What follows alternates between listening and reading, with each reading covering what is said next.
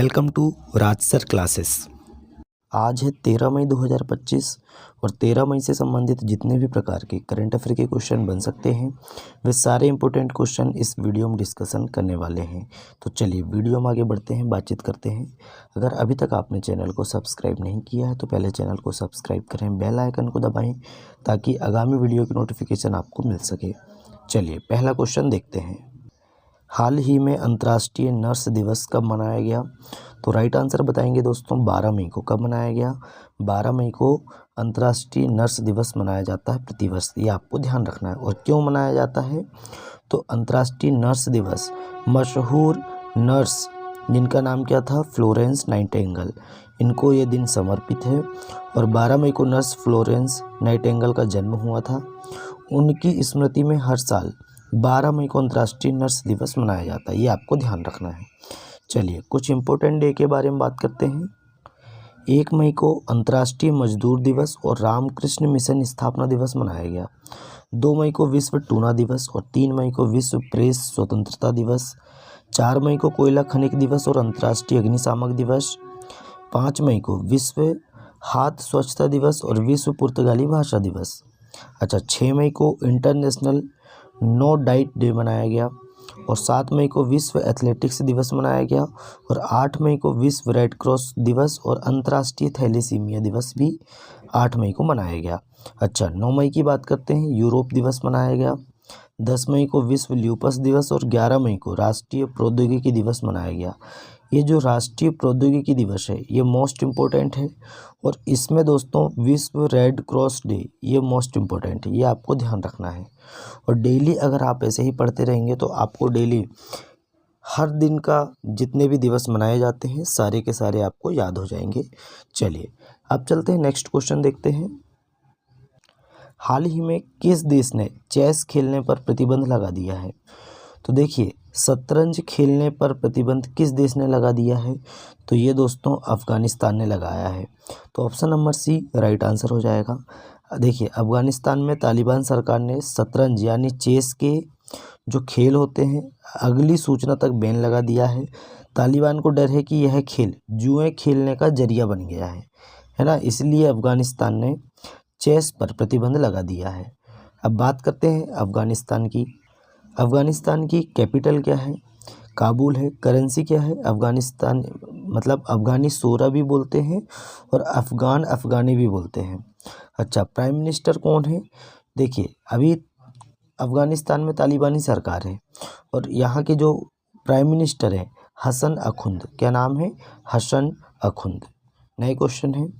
हाल ही में किस राज्य के राज्यपाल द्वारा लिखित पुस्तक जनता की कहानी मेरी आत्मकथा का विमोचन हुआ है? तो ये दोस्तों उत्तर प्रदेश, माफ़ी चाहते हैं। देखिए राज्यपाल द्वारा लिखित पुस्तक जनता की कहानी मेरी आत्मकथा का विमोचन किसने किया है?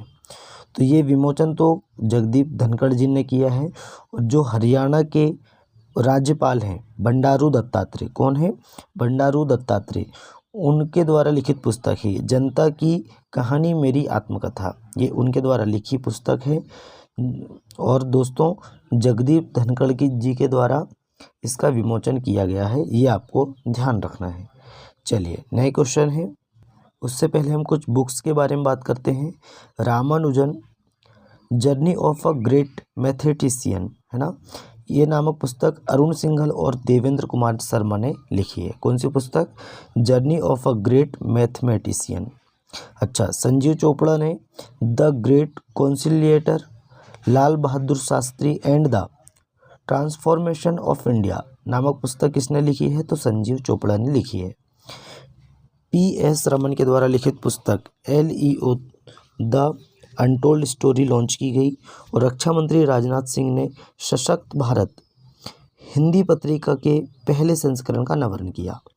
कैलाश सत्यार्थी जी की आत्मकथा दिया सलाई का विमोचन हुआ। और नमिता गोखले के द्वारा लिखित पुस्तक life on Mars collected stories, इस पुस्तक का विमोचन हुआ है नमिता गोखले जी की। और अरुण शोरी ने the new icon Savarkar and the facts नामक पुस्तक लिखी है। किसने? अरुण शोरी जी ने। तो अभी तक हमने इतने इम्पोर्टेंट पुस्तक देख लिए हैं और ये पुस्तक एक ना एक एग्ज़ाम में ज़रूर आएगी, एक ना एक एग्ज़ाम में ज़रूर इससे एक क्वेश्चन मिलेगा, आपको देख लीजिएगा। तो अच्छे से ध्यान से पढ़ें। चलिए नए क्वेश्चन देखते हैं। हाल ही में अडानी पावर ने किस राज्य को 1500 मेगावाट विद्युत आपूर्ति करने के लिए समझौता किया है? तो ये दोस्तों उत्तर प्रदेश के साथ समझौता किया है ना। देखिए अडानी पावर ने उत्तर प्रदेश को 5.383 रुपये प्रति यूनिट की दर से 1500 मेगावाट थर्मल पावर उपलब्ध कराने के लिए प्रतिस्पर्धी बोली जीती है। ये आपको ध्यान रखना है। अब बात करते हैं उत्तर प्रदेश की। उत्तर प्रदेश की कैपिटल है लखनऊ, सीएम है योगी आदित्यनाथ और गवर्नर कौन है? तो आनंदीबेन पटेल जी हैं। अच्छा, बनारस की शहनाई को जीआई टैग मान्यता मिली है। उत्तर प्रदेश सरकार ने अपने जीरो पॉवर्टी मिशन का नाम डॉक्टर भीमराव अंबेडकर जी के नाम पर रखने की घोषणा की। उत्तर प्रदेश पुलिस पोर्टल को पुलिस सुरक्षा श्रेणी में स्कॉच पुरस्कार मिला है। यह आपको ध्यान रखना है। 47वां national junior girls handball tournament Lucknow में आयोजित किया गया। उत्तर प्रदेश के ग्रेटर नोएडा में दिव्यांगों के लिए विशेष स्मार्ट स्कूल की शुरुआत हुई। उत्तर प्रदेश सरकार हेरिटेज इमारतों को होटल के रूप में विकसित करेगी और उत्तर प्रदेश सरकार सभी नगर निगमों को सौर ऊर्जा से संचालित करेगी। इतना फैक्ट आपको उत्तर प्रदेश के बारे में ध्यान रखना है। नए क्वेश्चन है, हाल ही में उत्तर प्रदेश सरकार ने ओडीओपी मतलब वन डिस्ट्रिक्ट वन प्रोडक्ट योजना के तहत कितने नए उत्पाद जोड़े हैं? तो 12 नए उत्पाद जोड़े हैं कि उत्तर प्रदेश सरकार ने जोड़े हैं, है ना। और देखिए वन डिस्ट्रिक्ट वन प्रोडक्ट, इसकी शुरुआत योगी आदित्यनाथ सरकार ने 24 जनवरी 2018 को उत्तर प्रदेश में ओडीओपी योजना शुरू की थी। ये आपको ध्यान रखना है। चलिए बात करते हैं नए क्वेश्चन की। हाल ही में किसने दुनिया की पहली क्रिप्टो पर्यटन भुगतान प्रणाली शुरू की है? तो ये भूटान ने की है। अब देखिए यहाँ पे जो भी पर्यटन आ रहे हैं, घूमने के लिए आ रहे हैं, तो दोस्तों वो क्या करेंगे, जो क्रिप्टो करेंसी होती है उस पे वो भुगतान कर सकते हैं। तो ये दुनिया की पहली क्रिप्टो पर्यटन भुगतान प्रणाली किसने की है? तो भूटान ने शुरू की है। मोस्ट इम्पोर्टेंट है और ये आपको ध्यान रखना है। चलिए बात करते हैं भूटान की। भूटान की कैपिटल क्या है? थिम्पू है। करेंसी है नगल रुतुम और प्राइम मिनिस्टर कौन है? तसेरिंग टोपके। ये आपको ध्यान रखना है। नए क्वेश्चन है, हाल ही में विश्व न्यायवादी संघ से सम्मान पदक पाने वाले पहले भारतीय वकील कौन बने हैं? तो विश्व न्यायवादी संघ से सम्मान पदक पाने वाले पहले भारतीय वकील ये हैं दोस्तों, आप देख सकते हैं, इनकी फ़ोटो भी देख सकते हैं। इनका नाम है भुवन रिभु। तो option number B right answer हो जाएगा, भुवन रिभु। बात करते हैं कुछ पुरस्कार और सम्मान की। सर्वप्रिया सांगवान को दानिश सिद्दीकी जर्नलिज्म अवार्ड 2025 मिला। मधुसूदन साई को फिजी के सर्वोच्च सम्मान से सम्मानित किया गया। पायल कपाड़िया को प्रतिष्ठित फ्रांसीसी सम्मान मिला है और कुमार मंगलम बिड़ला को लता दीनानाथ मंगेशकर पुरस्कार 2025 दिया जाएगा। अच्छा, आमिर खान को मकाऊ कॉमेडी फेस्टिवल 2025 में सम्मानित किया गया। पी शिवकामी को वर्चुअल दलित साहित्य पुरस्कार 2025 से सम्मानित किया गया। राजेश उन्नी को राष्ट्रीय समुद्री वरुण पुरस्कार से सम्मानित किया गया और निखिल सिंघल को उत्तर प्रदेश अनमोल रत्न पुरस्कार से सम्मानित किया गया। तो इतने आपको इम्पोर्टेंट पुरस्कार एवं सम्मान के बारे में ध्यान रखना है ताकि आगामी एग्ज़ाम में कोई भी क्वेश्चन आपका छूट ना पाए। चलिए नेक्स्ट क्वेश्चन देखते हैं। हाल ही में आरबीआई ने किस बैंक पर 1.72 करोड़ रुपए का जुर्माना लगाया है? तो आरबीआई ने अभी एसबीआई पर, किस पर? एसबीआई पर 1.72 करोड़ रुपए का जुर्माना लगाया है। अच्छा, ये जुर्माना क्यों लगाया जाता है? देखिए, भारतीय रिजर्व बैंक ने कई बैंकिंग नियमों का पालन न करने के लिए एसबीआई पर कितना जुर्माना लगाया है? तो 1.72 करोड़ रुपए का जुर्माना लगाया है। अच्छा, आरबीआई की जो भी नियम पुस्तिका है, अगर बैंक उसका पालन नहीं करती है तो आरबीआई उस बैंक पर क्या लगाता है? जुर्माना लगाता है। ये आपको ध्यान रखना है। चलिए बात करते हैं नेक्स्ट क्वेश्चन की। आरबीआई की बात करें तो आरबीआई का आप सभी फुल फॉर्म जान सकते हैं और आपको पता भी है। Reserve bank of India, Hindi में क्या बोलते हैं, भारतीय रिजर्व बैंक। अच्छा, इसकी स्थापना कब हुई थी, तो 1 अप्रैल 1935 को स्थापना हुई थी। हेडक्वार्टर है मुंबई में और गवर्नर हैं संजय मल्होत्रा।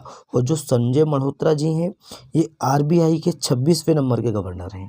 और 25वें नंबर के गवर्नर कौन थे, तो उनका नाम है शक्तिकांत दास, है ना, शक्तिकांत दास जी इनका नाम था।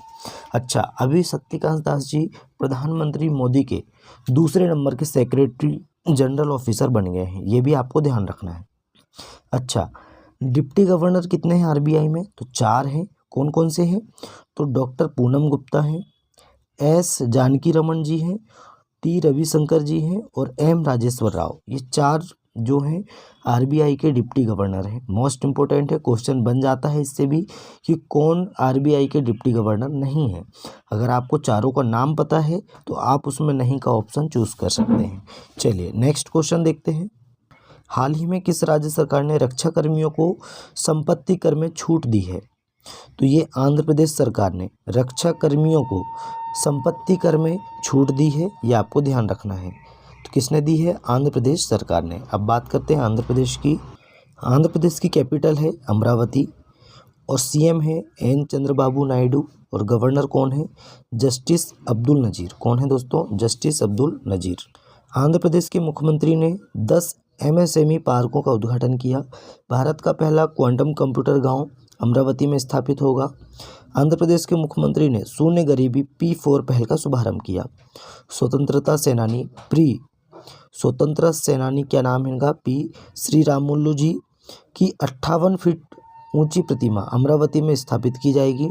और आंध्र प्रदेश के मुख्यमंत्री ने तिरुपति में 1000 करोड़ रुपए के हरित हाइड्रोजन संयंत्र का उद्घाटन किया। व्हाट्सएप आधारित वन मित्र आंध्र प्रदेश में 161 सरकारी सेवाएं उपलब्ध कराएगा। और इसरो ने आंध्र प्रदेश के श्रीहरिकोटा से दूसरी पीढ़ी की नेविगेशन सैटेलाइट NVS-02 का सफल प्रक्षेपण किया। इतना फैक्ट आपको आंध्र प्रदेश के बारे में ध्यान रखना है। नए क्वेश्चन है, हाल ही में मध्य प्रदेश और किस राज्य ने ताप्ती बेसिन मेगा रिचार्ज परियोजना के लिए समझौता किया है, तो अपना मध्य प्रदेश और अपना महाराष्ट्र, है ना, इन दोनों ने मिलके ताप्ती बेसिन मेगा रिचार्ज परियोजना के लिए समझौता किया है, ये आपको ध्यान रखना है। चलिए बात करते हैं महाराष्ट्र की। महाराष्ट्र की कैपिटल है मुंबई, सीएम है देवेंद्र फडणवीस और गवर्नर कौन है, CP राधाकृष्णन। अच्छा, महाराष्ट्र में उजानी बांध है, अच्छा जायकवाड़ी बांध है और कोयना बांध है। नावेगांव, नागजीरा, सह्याद्री, मेलघाट, तडोवा, अंधेरी बोर ये टाइगर रिजर्व है। कहाँ पे, महाराष्ट्र में। मोस्ट इंपॉर्टेंट क्वेश्चन है, आपको ध्यान रखना है। महाराष्ट्र के कराड़ शहर ने 100% सुरक्षित निपटान के साथ स्वच्छता अपशिष्ट प्रबंधन हासिल किया। 3 लैंग्वेज पॉलिसी लागू करने वाला पहला राज्य ये महाराष्ट्र बना है। छठा भारत उज्बेक सैन्य अभ्यास डस्ट लीग ये पुणे में हुआ। प्रवीण परदेसी को महाराष्ट्र के मुख्यमंत्री का मुख्य आर्थिक सलाहकार नियुक्त किया गया। महाराष्ट्र में खुलताबाद का नाम बदलकर रत्नपुर रखा जाएगा। मोस्ट इंपॉर्टेंट क्वेश्चन है, ये भी आपको ध्यान रखना है। अच्छा, महाराष्ट्र सरकार ने उत्तर प्रदेश के आगरा शहर में छत्रपति शिवाजी महाराज का भव्य स्मारक बनाने का फैसला किया। राम सुतार जी को महाराष्ट्र के सर्वोच्च नागरिक पुरस्कार महाराष्ट्र भूषण से सम्मानित किया जाएगा। इतना फैक्ट आपको महाराष्ट्र के बारे में ध्यान रखना है। नए क्वेश्चन है, हाल ही में दिल्ली विधानसभा में कितने किलोवाट के सौर ऊर्जा संयंत्र की आधारशिला रखी गई है, तो 500 किलोवाट के, है ना, कितने, 500 किलोवाट के सौर ऊर्जा संयंत्र की आधारशिला कहाँ रखी गई है, तो दिल्ली विधानसभा में। और ये किसने रखी है दोस्तों, तो दिल्ली के उपराज्यपाल हैं विनय कुमार सक्सेना जी और मुख्यमंत्री हैं रेखा गुप्ता। कौन है, श्रीमती रेखा गुप्ता जी हैं। इन्होंने दोस्तों 500 किलोवाट के सौर ऊर्जा संयंत्र की आधारशिला कहाँ पे रखी है, तो दिल्ली विधानसभा भवन में। ये आपको ध्यान रखना है। चलिए बात करते हैं नेक्स्ट क्वेश्चन की। तो हाल ही में किस राज्य सरकार ने स्कूल छोड़ने वाले बच्चों को शिक्षा प्रणाली से जोड़ने हेतु नई दिशा पहल शुरू की है, तो ये दिल्ली सरकार ने की है। किसने की है, दिल्ली सरकार ने। देखिए, कुछ वजहों से अगर बच्चे अपनी शिक्षा को पूर्ण नहीं कर पाते हैं, है ना, और बीच में ही छोड़ देते हैं, तो उनके लिए दिल्ली सरकार ने स्कूल छोड़ने वाले बच्चों को शिक्षा प्रणाली से जोड़ने हेतु जिसका एक पहल शुरू की है जिसका नाम क्या है, नई दिशा। क्या है, नई दिशा, शिक्षा की ओर लौटता मार्ग। ये इसका पूरा मतलब कि जो टैग है, नई दिशा शिक्षा की ओर लौटता मार्ग। ये पहल किसने शुरू की है, तो ये दिल्ली सरकार ने शुरू की है। नए क्वेश्चन है, हाल ही में भारत और यूरोपीय संघ ने कहाँ एक मुक्त व्यापार समझौते के लिए बातचीत शुरू की है, तो ये ब्रुसेल्स में की है। बेल्जियम की राजधानी क्या है, ब्रुसेल्स है। यहाँ पे भारत और यूरोपीय संघ ने व्यापक मुक्त व्यापार समझौते के लिए बातचीत शुरू की है। चलिए बात करते हैं नेक्स्ट क्वेश्चन की। हाल ही में किस देश ने $50 मिलियन की वित्तीय सहायता देने के लिए भारत को धन्यवाद दिया है, तो ये दिया है दोस्तों किसने धन्यवाद, मालदीव ने भारत को धन्यवाद दिया है, क्योंकि भारत ने $50 मिलियन की वित्तीय सहायता मालदीव को प्रदान की थी। ये आपको ध्यान रखना है। अब मालदीव की बात करते हैं। मालदीव की राजधानी क्या है, माले है। करेंसी है मालदीवियन रुपया और प्रेसिडेंट है मोहम्मद मुइज्जो। इतना आपको ध्यान रखना है। तो दोस्तों आज का हमारा करंट अफेयर यहीं समाप्त होता है। वीडियो कैसा लगा कमेंट करके बताएं। अपने दोस्तों में ज़्यादा से ज़्यादा वीडियो को शेयर करें, लाइक करें और चैनल को सब्सक्राइब करें। चलिए मिलते हैं तब तक के लिए नए वीडियो में। जय हिंद, जय भारत।